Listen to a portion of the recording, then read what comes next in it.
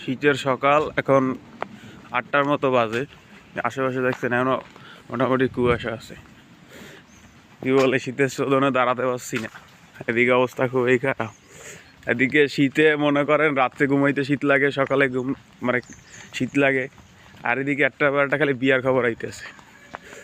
এরে বেড়া আমাকে কি আর বিয়ে হইতো না? বন্ধু বউডেই আনবো, আর এক বন্ধুর বিয়া, বড় ভাইয়ের বিয়া, আর এক বন্ধু বিয়া করছে নগদে। মানে চারিদিকে খালি বিয়া বিয়া একটা হয়ে যাই বেরিয়ে গেছে।